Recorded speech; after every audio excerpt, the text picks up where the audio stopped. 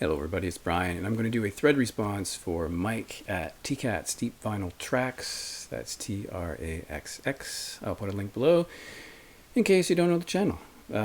So it is a Halloween challenge. Show us your spooky album covers. So I picked out 7 things. Now there's no minimum required or maximum, that kind of thing. Just show whatever you have. And I chose the first 6 records are Canadian, and the last one is not Canadian, but I chose it especially for Mike because I know he has a certain opinion about this band, and I know he will appreciate the album cover. So here we go, and the first thing is Nash the Slash. Now, I've mentioned this guy before. He was a member of a Canadian progressive rock band called FM. His name is Jeff Pluman. Unfortunately, he died a few years ago. He left FM and did a solo career. This is from 1981, and one of the characteristics about him are well, there's 2 really. He multi-instrumentalist, but known for electric violin. And secondly, he always covered his face in these surgical bandages or whatever they're called, gauze or something like that. So this is an album called Children of the Night from 1981, and apart from the fact that this gentleman dressed in white, Nash the Slash, is leading 3 children somewhere at night, that's pretty awful on the surface of it. But if you flip it over, though, there's a title of the album, and you see that it seems to me that they have murdered him. And look at the expression on the children at the back there especially. They look quite ghoulish, seem to be quite happy that this guy seems to be dead. Also, he wore sunglasses a lot, as you can see. And they seem to be unmasking him or something, taking the gauze off. It's kind of a horrifying cover. By the way, this has 3 interesting cover versions on here. There is Dead Man's Curve, the Jan and Dean track, 19th Nervous Breakdown, the Stones track, and there's also an interesting cover of Smoke on the Water, but it's called Dopes on the Water. So he's an interesting guy. He used to open for Gary Newman back in the day. And on the label, Cutthroat Records, another spooky thing, has this skull here with the hole through the eye socket. Some of his later records have a bigger skull on the label, but that is that. That's pretty scary. Maybe it's scary. Number 2, one of my favorite Canadian bands. This is Skinny Puppy from the West Coast. This is their debut record. Well, they had an EP before this, which was scary enough because it had a skeleton on it, but that was called Remission.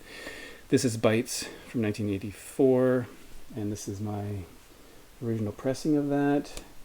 So yeah, I mean, this is like, I don't know what this is. This dude here, he's like alien skeleton skull thing. I don't know what's going on here. On the back you have these kind of horrifying teeth here. It looks like they're gonna attack you.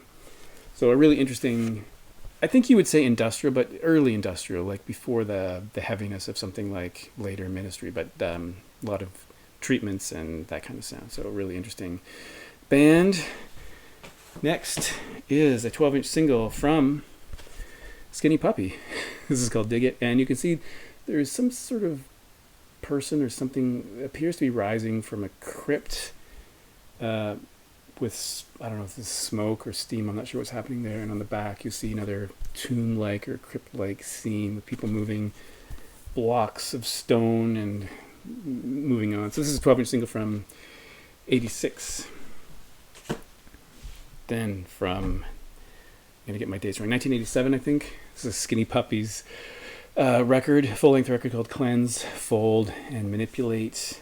And, you know, for me, the creepiest thing here is obviously this crazy-looking person on the front with these really strange eyes, and this, I don't know what this person over here, so I think that's kind of freaky.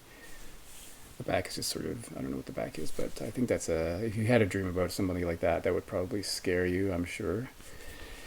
And then from 1988, another 12-inch single from Skinny Puppy, and this is called Censor. And that guy looks like he belongs in an asylum. He looks pretty frightening, like he's going to bite your face off. And I don't know why they have what seems to be a caduceus here. It's kind of strange. There's 4 tracks on here. And yeah, kind of creepy. I wouldn't want to dream about that guy either. And then from 1990, this is Skinny Puppy's Tormentor 12-inch single. Kind of a very colorful jacket, but if you look closely, you'll see some unsettling things. For example, this greenish-looking I don't know what it is. It looks like a skeleton almost of a multi-legged creature. There's this, I don't know what that is, some sort of serpent or something. What look like viruses. I don't know if they're viruses. And on the back we have like eyes and these sort of primitive looking things, this guy down here. So kind of like a horrifying dream.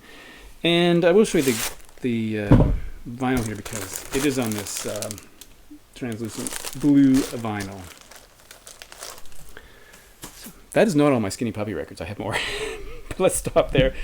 And then lastly, I chose something for Mike because I know what he thinks about this band, and I know he will appreciate this content. And that is the Thompson Twins. I'm not going to explain how this is in my collection. It actually shouldn't be in my collection. Here's to Future Days from 1985.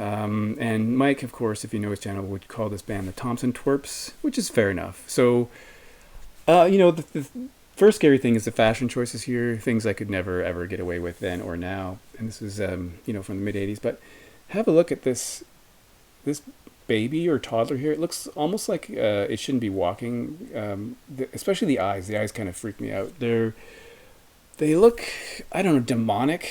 Maybe something from a Stephen King novel. This baby's going to come and like somehow destroy you.